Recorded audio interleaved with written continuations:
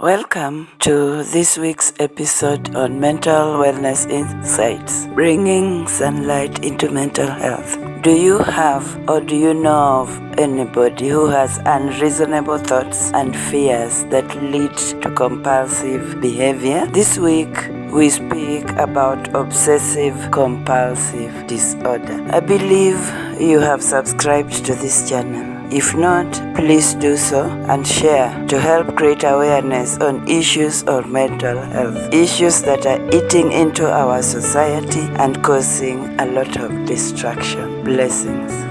Thank you very much for accepting to speak to us today about obsessive compulsive disorder. Before we start, kindly introduce yourself to us. Okay, thank you. My name is Gladys Kishoke. I'm a psychologist at Kisumu County Referral Hospital. Thank you, Gladys. Obsessive compulsive disorder, what exactly is that? Okay, so obsessive compulsive disorder, it's a mental illness, it's a mental condition that involves the two, the obsessions and the compulsions.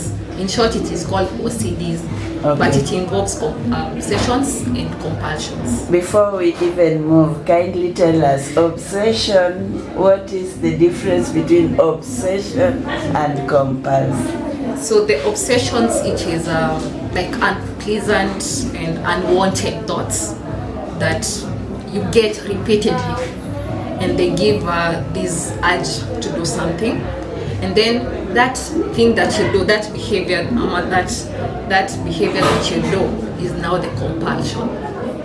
So the unwanted thoughts, the unwanted the unpleasant feelings, they bring about this repeated behavior, so that you can ease the anxiety that comes about from these feelings and thoughts.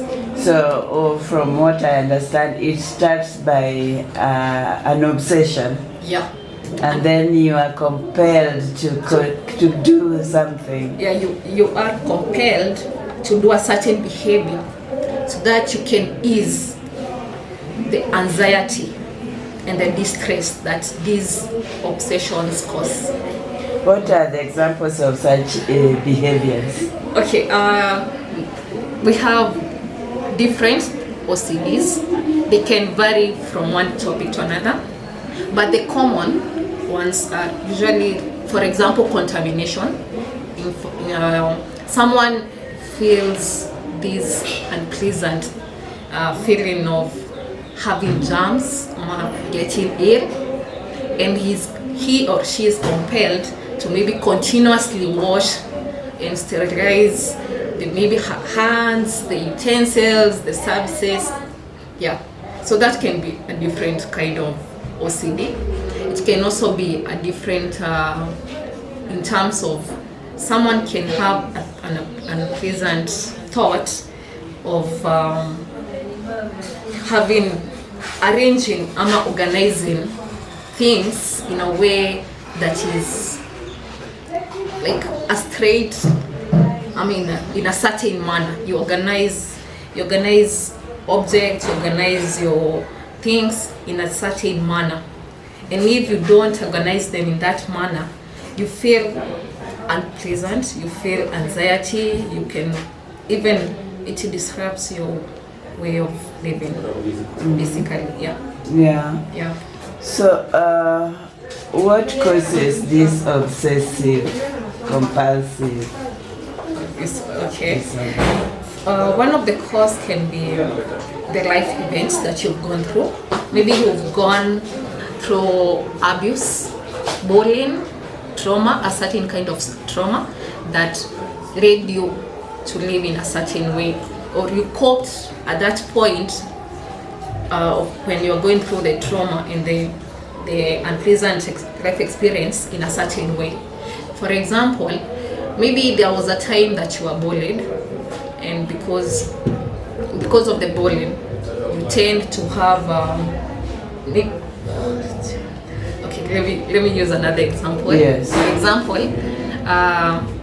someone at a certain time you were robbed, there was a burglary at your house, and therefore you tend to have these obsessions that they will come again and it's not safe.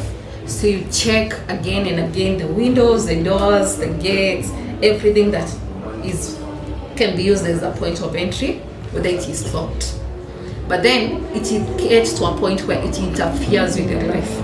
So it makes it hard for you to continue living the way you lived previously. So life events. Yeah. Now, why is it that for some people, maybe, let's use that example, I could have been robbed maybe once, twice, but I don't get the disorder, while others even probably just hear of a robbery and they get this. Okay, it's not just the life events, it can also be compelled with the type of personality that someone has, different personality. For example, someone can have a personality where he gets anxious easily, he have a strong personal standards.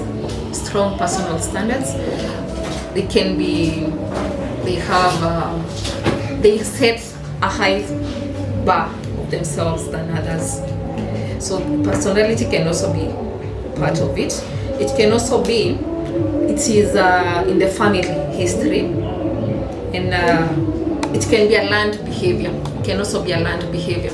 For example, if someone in the family is having OCD and you live with this person, it can also boil down to you also learning that behavior and doing it. For example, like the contamination one, where you find that you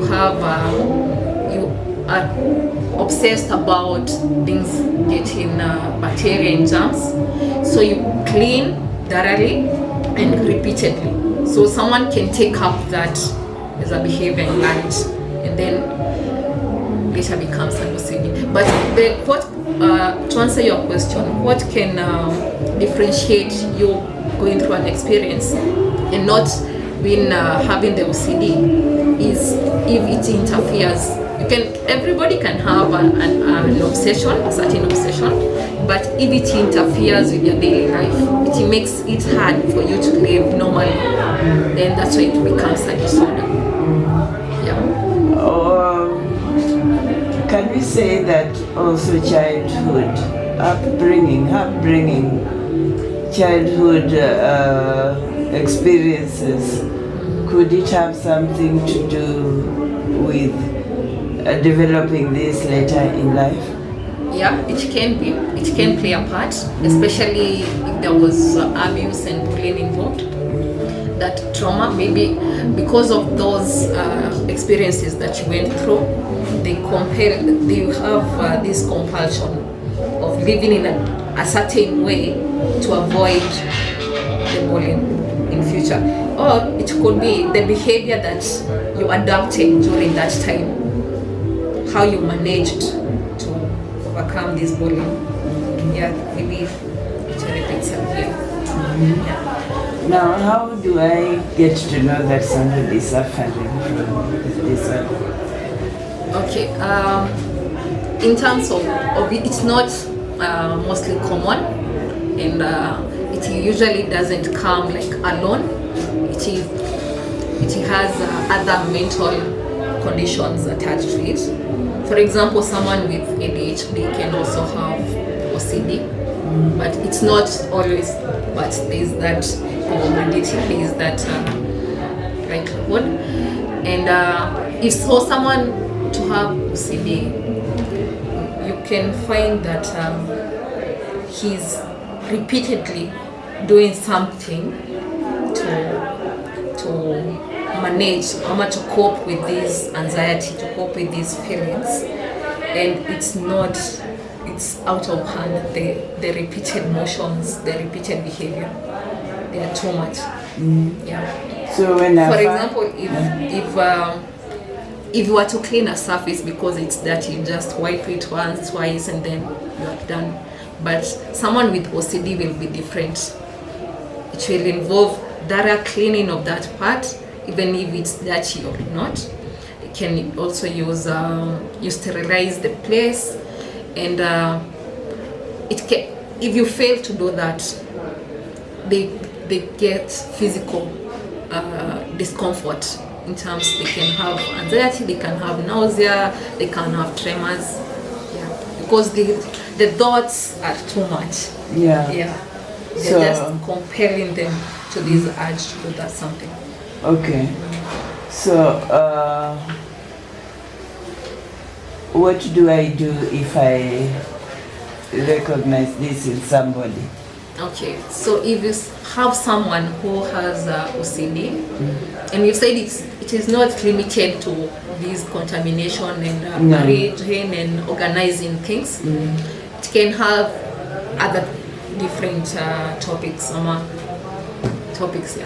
So if you get someone with OCD, or you yourself have OCD, it's best to go and seek health, and to go to a health center where you can get a specialist in terms of a psychiatry, a psychologist, a therapist, who can help, because it's managed with medication if it is severe, and the medication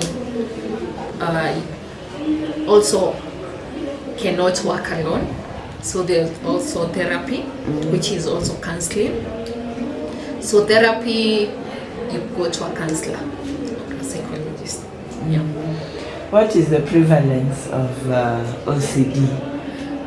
Okay, currently it's like 1.2%.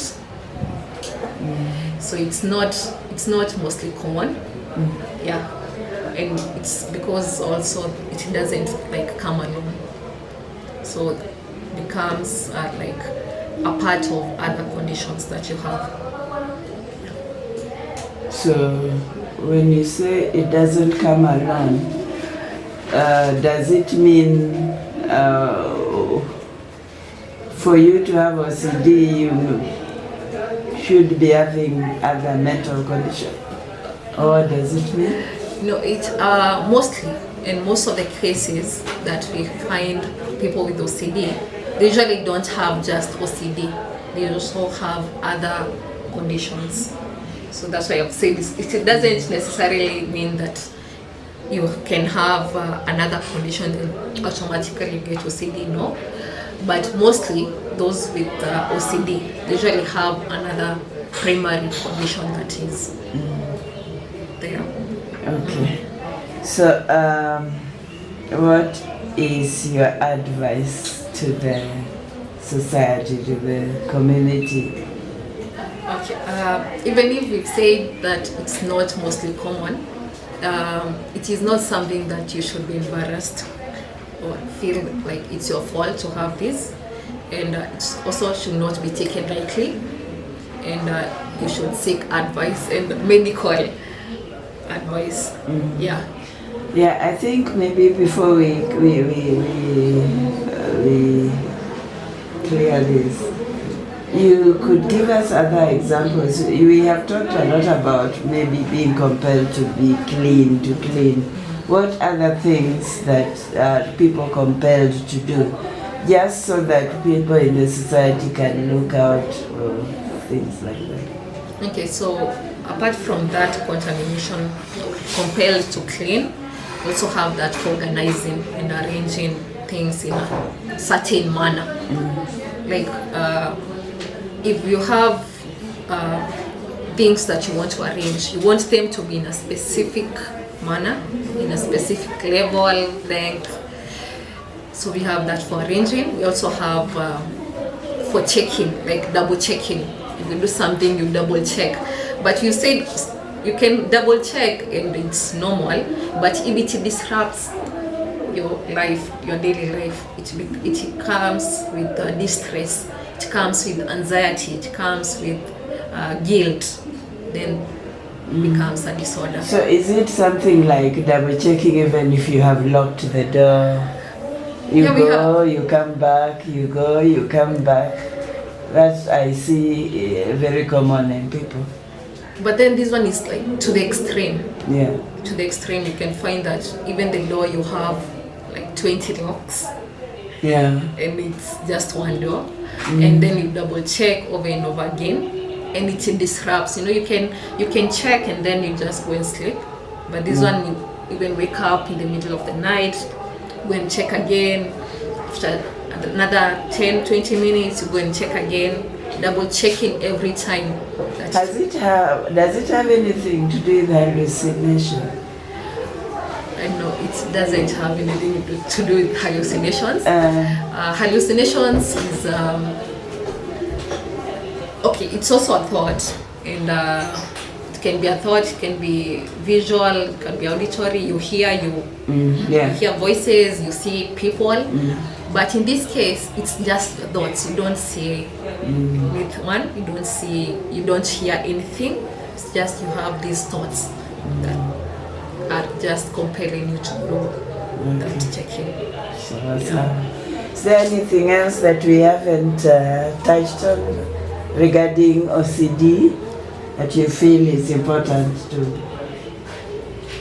We've used the organizing, the checking, and the cleaning, and we also have a type of OCD where you get thoughts, but these thoughts they can be thoughts that can say can I use the word bizarre? You as a person, how you view yourself, and maybe you feel the thoughts that are coming are different from how you know yourself.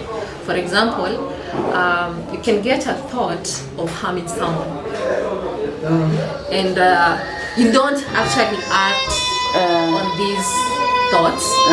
You don't act on them. You don't do them, but that thought is constant, and it's intrusive, and it's repeatedly coming to your mind about harming someone, harming yourself, but you don't act on them. They just create this anxiety, this stress, because that is not who you are, but it's an intrusive thought.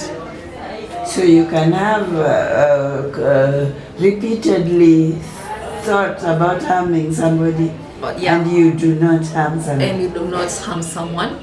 Huh? Yeah. So that is a different, kind of OCD. Yeah. And also that one, you also need to go to a medical facility to meet a psychiatrist or a psychologist. And it also depends with the severity. It can be mild. You just go for talk therapy, which is counseling, without using any medication. It can be severe, where even the course of management is longer. You take medication and you go for therapy for a longer time. Yeah. So this then takes the same person, because for thoughts nobody else will know except myself. Yeah. So if I find myself thinking about something over and over again, obsessively, then I should know that I am not okay. Yeah, you should go and visit a health facility. Yeah, that's an important. Because the thoughts are personal. Just you yourself know what is going on in your mind. Okay. Anything else that we haven't touched on? I think that's it about OCD. Yeah. But if you get any, someone who has OCD, or yourself, you feel that you have the same condition, it's better to seek help than just leave it and saying it's normal, because it can grow gradually. Yeah. Do you have when I go to seek medical help, sometimes my fear is that I will be admitted. Do we have outpatients being helped on these issues? Yeah, we have outpatients. Actually, the likelihood of you being admitted is low. Mostly be an outpatient. Yeah, and get medication, just be reviewed. Can I go to any health center, for example in Kenya, and be diagnosed of these disorders? Yeah, you can. you can, when you go to a facility and they refer you to a psychiatrist, or a psychologist who can do the assessment and then can give you the appropriate diagnosis. Okay. Yeah. Thank you very much, Gladys. This talk is useful and it's going to help somebody out there. Even if it's just one person you would have done a service to the society. So may God bless you. Bless you too. Obsessive compulsive disorder (OCD) often centers on themes such as fear of germs, fear of contamination or dirt, need to arrange or rearrange objects in a specific manner, horrific thoughts about losing control and harming yourself or others, checking and rechecking if doors are locked or if gas is off. Thank you for watching this episode. Please remember to subscribe, like, comment, share, and click on the notification bell. Blessings.